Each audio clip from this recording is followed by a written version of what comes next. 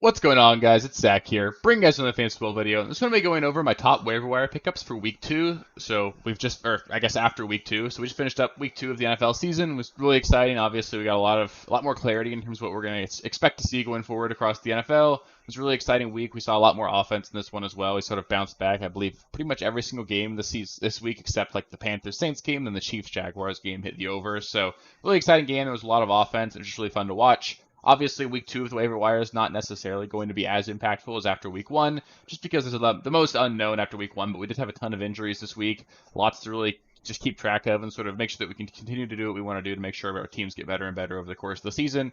Waivers are one of the best ways to do that, and it's one of the more fun parts about fantasy as well, sort of seeing if you can find that goal on the waiver wire. So a lot of fun making these videos. I hope you guys find them useful, and yeah, with that, let's just get into the quarterbacks here.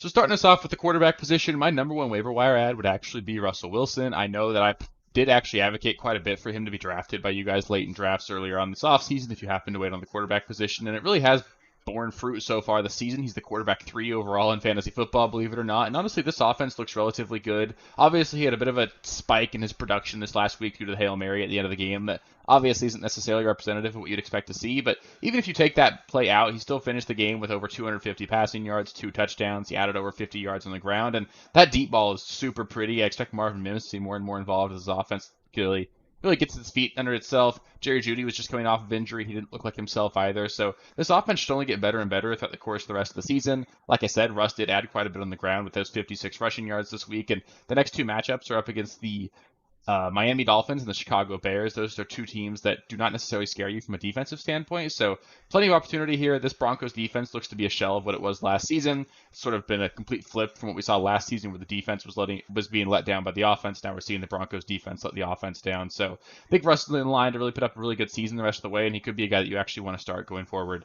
Outside of wrestling, Jordan Love's got needs to be rostered. He's got 6 touchdowns and 0 interceptions for the first couple of weeks. Christian Watson hasn't even stepped on the field yet for them this season, so that offense could take a step forward with him. Jordan Love's definitely a guy worth stashing, and he has a bit of a rushing element as well, so he should be on rosters. Matthew Stafford is making this list as well. He's coming off of back-to-back games where he's performed at a really high level from a statistical standpoint. The touchdowns just aren't coming. I believe he has 1 passing touchdown with the first 2 weeks. That should obviously balance out over the course of the rest of the season. They just made Cam Akers a healthy scratch in week 2. It seems more and more likely we're just going to have to see this team really lean on their passing game, and I think that's going to open up a lot of opportunity for Stafford to really pad those stats. We could see 5,000 yards again from Matthew Stafford this season, and he's got certainly should be on rosters and could be played in the optimal matchups. And then C.J. Stroud, the rookie for the Houston Texans, is someone I want to mention. This is a team that's getting down early and often in their football games so far, and that's meant that they've had to throw the ball a ton in their games. We saw C.J. Stroud throw for 370-plus yards this last week, the first Ohio State quarterback ever with a 300-yard passing game in the NFL. I'm looking at you, Justin Fields. C.J. Stroud's just a really good player, actually. I do like him as a prospect. I think he's honestly looked like the most capable passer of all the rookie quarterbacks so far, and the pass catching weapons aren't all that bad. Nico Collins has taken a huge step forward, it looks like. Robert Woods is a savvy veteran for them. Tank Dell, who I've talked about quite a bit, looks really great as well, and they can't really run the ball very well either right now. So CJ Stroud looks to be a guy that I would definitely be comfortable stashing. He's not someone that I'd want to start at any point yet, but I think there's potential upside for him towards the second half of the season to really become a guy that we want to trust. So he should be on at least on your radar if you want to take a look at him. Next up, we've got the running back position here, and this is one that you guys definitely want to pay attention to. There were a lot of injuries over the course of this week at the running back position. There's a lot that really has to be taken into account going forward. There's a lot of just overall turmoil at the running back position, so a lot of turnover between last week and this week, and there's definitely a lot of things that we have to take into account. Starting us off with the really obvious one, Kyren Williams, if he happened to not get picked up last week, absolutely needs to be picked up this week. He honestly looks like he could easily be the steal of the waiver wire this season. There's a rare, real opportunity that he just sort of becomes this year's Josh Jacobs. It's a guy that, honestly, there's no competition for him on that depth chart. He's a really capable pass catcher. This Rams offense looks a lot better than what we thought it was going to look like coming into the season. And with Cam Akers being a healthy and active, maybe Cam Akers finds his way back into being an active member of this roster, but this is clearly Kyren Williams' backfield. The Rams have no incentive to really add anybody else. This is not a team that's necessarily contending this season. They'll let it ride with Kyren Williams the rest of the season. He's actually a capable player. He's a good player in pass protection, can catch the ball out of the backfield really well, and that means he's going to be utilized quite a bit. I think he could easily be a guy that ends up as like a high-end running back 2 the rest of the season, if not better. And just with that much volume, he's a guy that has to be on rosters. If he is still available, you just absolutely have to go out and get him. Outside of Kyren Williams, we did see the really brutal injury on Monday night to Nick Chubb. He went down with, it was just an absolutely gruesome leg injury. I don't know what his total real outlook is going to look like over the rest of the season, but I think it's pretty safe to say. I obviously don't want to speculate, but it's pretty safe to say that we're not going to see Nick Chubb again in the season, and hopefully that's honestly all it is. I really hope he can. I wish him a speedy recovery and hope he can come back as soon as possible because he's super fun to watch and he's been one of my favorite players to watch at the running back position. But with him being out, we do have to look at what that backfield looks like behind him. Jerome Ford would be the obvious pickup here. He got most of the work in this game after Nick Chubb left. Actually looked pretty good as well. He had one really nice 70-yard run that he happened to get tackled on the 1-yard line for. You could take a look at Pierre Strong as well. He was in as a pass-catching back on occasion as well, but I wouldn't really look any further than Jerome Ford. I think he's a guy that does need to be on pretty much all rosters. Even if you're in a 10-team league, I think he's a guy that, honestly, that volume is going to be there for him. He's a capable pass catcher, and he put up a really good stat line against what's a really elite defense in Pittsburgh. So he's somebody that should be on rosters for sure. Outside of those top two guys, though, we take a bit of a step back. We get into this Gus Edwards, Zach Moss, and Roschon Johnson tier. Gus Edwards is a guy, he just seems like he's going to be given the goal line work in Baltimore. He's been a historically efficient runner of the football. This Ravens offense looked a lot better this last week. Needs to be on rosters.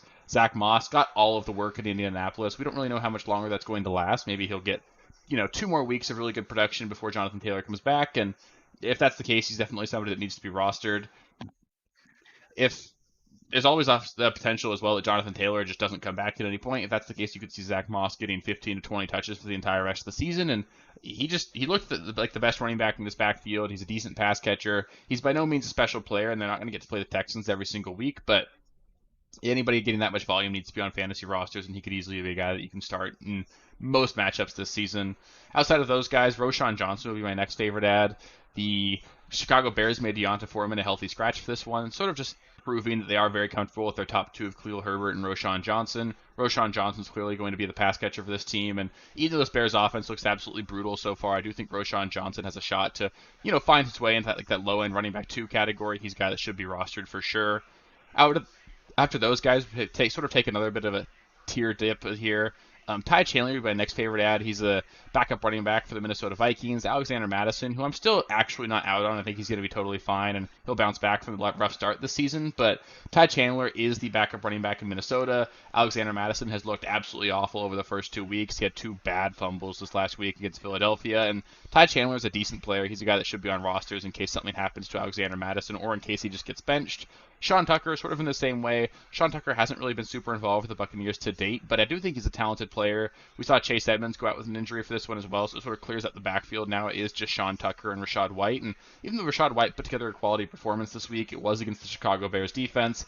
I think going forward, the Buccaneers are going to struggle quite a bit. They play the Eagles this week. I don't expect Rachaad White to have much success there, and we could see a world at some point this season where Sean Tucker eventually takes a stranglehold on that backfield, and it'd be better to have Sean Tucker on your roster now than when that happens and he's a popular waiver pickup.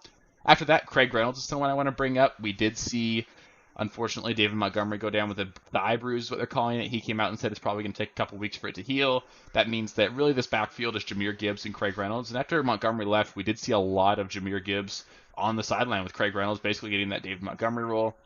That could change given a full week of practice with the Lions knowing what their backfield's going to look like, but Craig Reynolds should be on rosters. They don't have a bad matchup this week against Atlanta. If you're in super deep formats, Craig Reynolds should see 10 to 15 touches probably this week, and I wouldn't want to be playing him, but if you're in the deepest of formats, he's definitely a guy that needs to be looked at.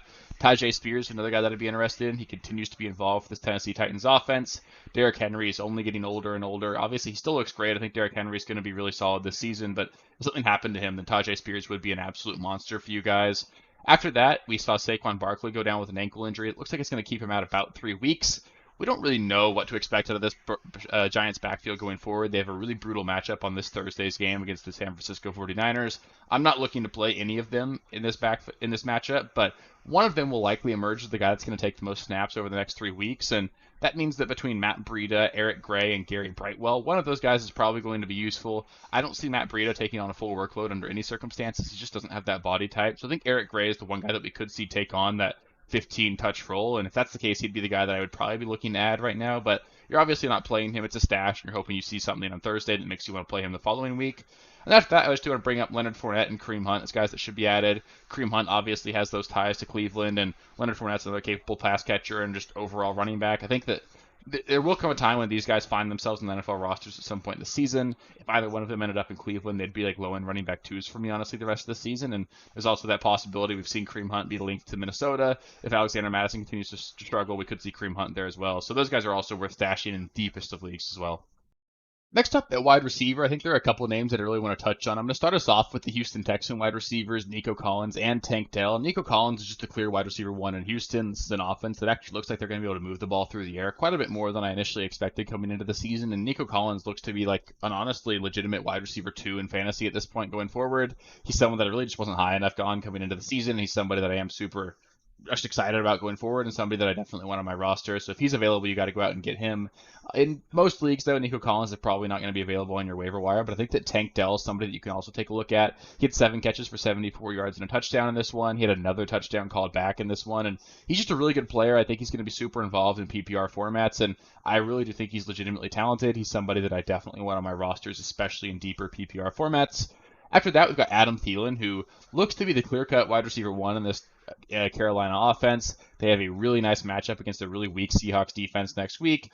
Obviously, this Panthers offense just doesn't look great overall, but Adam Thielen's good enough to make things work against what should be just a really bad defense. He's savvy enough that he'll find ways to get open. He's going to be a nice safety net for Bryce Young. So Adam Thielen in deep leagues could certainly be used as a flex option for you guys. And honestly, I might be almost excited about starting him against the Seahawks defense next week. After that, Jaden Reed's someone that I'm interested in, the rookie wide receiver for the Green Bay Packers. Obviously, it'll be interesting to see how his role pans out once Christian Watson comes back. But he's looked good so far to start the season. He had 2 touchdowns in this game. This Packers offense really, I do think, is going to get better and better over the course of the season. And I do actually like what I've seen so far out of Jordan Love, so he's somebody that should be stashed for sure. Josh Reynolds is another person that should be rostered at this point. He scored 2 touchdowns again for the Detroit Lions this week. Amon-Ra St. Brown's dealing with turf toe, it looks like. David Montgomery's now out. Jameson Williams is still suspended. This is a team that's really in need of pass catchers, and Josh Reynolds is going to be a guy that can certainly impact this team and should be on rosters and honestly can be flexed until Jameson Williams comes back probably. After that, Tutu Atwell, another guy needs to be rostered. He had another good week this week for the Los Angeles Rams. He's just a good player. I don't think he's special by any means, and I think he's pretty much just a rental, but if you're in deep leagues, you can certainly play him in what should be a plus matchup against the Bengals next week. Marvin Mims, I'm super excited about this one. He caught 2 50-plus yard catches this last week, scored a touchdown on one, had a really explosive punt return as well. The Broncos just absolutely need to get this guy more involved in the offense. He only ran 5 routes last week, and despite that, he turned that into 2 catches for over 100 yards and a touchdown. That's just really bad coaching, really bad management of overall talent on your roster. He needs to play a lot more snaps. They had guys like Lil Jordan Humphreys and Brandon Johnson running significantly more routes than him in this offense. That's just unacceptable. He needs to be on the field in 3 wide receiver sets all the time, and he's somebody that I really do think is going to earn more and more snaps over the course of the season and absolutely needs to be on rosters at this point, and a guy that you could stash. Kadarius Toney's another one I want to bring up. He was actually the wide receiver 1 in terms of target share this last week. He caught 5 passes. He's going to be a guy that this script plays for. They're going to manufacture touches for him, and I think he got rage dropped quite a bit after week 1. I don't think I'm excited about playing him in any matchup, but I do play the Bears this week. That's a very exploitable matchup. You could throw him into your flex this week if you need to, and honestly, he's got a legitimate shot to end up being the wide receiver 1 in this offense, so he should be rostered still. And then Devontae Parker is the last name I'll bring up. It was Kendrick Bourne in week 1 who was the wide receiver 1 for New England, but once Devontae Parker came back and was actually active in week 2, Devontae Parker was the clear wide receiver 1 for the New England Patriots this week. I still don't know if it ends up being Kendrick Bourne or Devontae Parker, or maybe it ends up being Juju somehow, but Devontae Parker would be my bet to be the wide receiver 1 in this offense going forward, and he's honestly a decent player. He's got some touchdown upside as well, and he should be rostered in most leagues, although I'm not really confident playing him at this point just yet. And last but not least, I'll talk about the tight end position here. My number 1 tight end ad would be Hunter Henry at this point. I talked about him last week as someone that I'm targeting, and he had another really great week for the New England Patriots. This week, he's actually the tight end 1 on the season, which is really funny. I don't think he'll keep that pace up at all, but he's certainly good enough to end up finishing the season as a tight end 1 overall. Could be a top 10 tight end going forward, and he does seem like he's the clear red zone favorite for this offense once they get down there, and he's always been historically good at scoring in the end zone. Guy that I do think needs to be rostered for sure. After that, Luke Musgrave. He didn't have a great statistical week in week 2 for the Green Bay Packers, but he's very involved. He's running a lot of routes. He's a good player as well. I've been really just excited about what I've seen from him on the field. He's somebody that should be rostered as well. If you need to start in week 3, I think you can look at Zach Ertz as well. Obviously, it's not a great matchup against the Dallas Cowboys. Really brutal there, but Zach Ertz leads the tight end position so far this season in targets. I know it's not 2018, it is 2023, but Zach Ertz is on the field running a lot of routes. He's getting a lot of targets, and volume is king in fantasy. He's a guy that should probably be on rosters and can be started at this point, given how much volume he's getting. Then lastly, I'll go to Jake Ferguson. He didn't have a great week this last week. He had 3 catches for 10 yards and a touchdown, but Dak Prescott loves his quarterbacks. We saw both tight ends in this offense score a touchdown in this one. Jake Ferguson's going to be an integral part of this offense. I think you could easily see him finish the season with over 50 catches. He'll probably fall in the end zone 5 or 6 times as well. He's somebody that needs to be on rosters, and honestly, you can play him in plus matchups as well. So he's a guy that I'd be keeping an eye on as well. And actually, last but not least, I will talk about the defenses here. I really haven't touched on the defenses in this section of the week's videos, but I figure I should. It's something that does go sort of underrated and under-talked about over the course of the season. So if you guys want me to keep talking about defenses, let me know. But if you don't, then just let me know in the comments so I can stop bringing them up. But anyway, my number one ad this week would be the Chiefs defense. They get to play the Bears this week, which is just obviously a great matchup. Justin Fields will take several sacks, and he'll make mistakes as well, so he's got to be rostered. And then on top of that, in week 4, the Chiefs get to play the New York Jets. So you're getting a 2-week rental with the Chiefs defense here. The Patriots would be my next favorite ad. They play the Jets this week. We're going to be targeting the Jets offense probably most of the rest of the season, so they've got to be rostered. And then the Jaguars would be my next favorite ad here. They get to play the Houston Texans, who obviously aren't nearly as good of an offense as the Kansas City Chiefs. And the Jaguars actually held the Chiefs down this last week, and the Texans have been pretty turnover prone. They can't run the ball at all, and CJ Stroud will make some mistakes, even though he'll make some nice plays as well. So those would be my 3 favorite defenses to target this week. And that'll do it for this week's waiver wire video. If there's anybody that you guys feel like I left off, if you want any more information about players, feel free to let me know in the comments. I'm happy to help you guys with drop decisions as well. If anybody you think that maybe I went unnoticed, anybody that I should have talked about, or anybody that I talked about that maybe isn't actually available, feel free to let me know. I'm happy to take all that feedback as well. So up next, I'll be doing the buy low, sell high video, where I'll go over generally about 10 players that I'm looking to involve in trades this week. Last week, I split it up into a players video of players I'm looking to sell high on, and a players video of players I'm looking to buy low on. We'll see how many players actually end up on the list. Right now, it's looking like it's about 8 or 9, but I'm still trying to find a couple more. So if we end up any higher than that, I might split it into 2 videos again. But if you guys want to make sure you get access to those videos, please do subscribe to the channel. That way you get access to all the videos I put out over the course of the season. It ends up being about 4 or 5 videos every single week. So I'll be here all season long to help you guys win your leagues. It's been a lot of fun. We're only 2 weeks into the season, so even if you're 0-2, you're by no means out of it. There's plenty of time left in the season to make things work. And if you're 2-0, plenty of time for your teams to get worse as well. So make sure you don't let that happen. Make sure you target the waiver wire, make some good trades at the course of the season. Make sure your team keeps being better and better over the course of the season. So really exciting stuff. Football's back. It's been a lot of fun, and really just looking forward to League 3 as well. So thank you guys for watching, and I'll catch you next time. Thank you guys for watching. If you haven't already, please be sure to subscribe to the channel, like the video, check out these other videos here if you haven't. If you want more content, please feel free to follow me on Twitter at RealSteelFFB. I'll be more active on there as the season goes on. Thanks. Catch you later.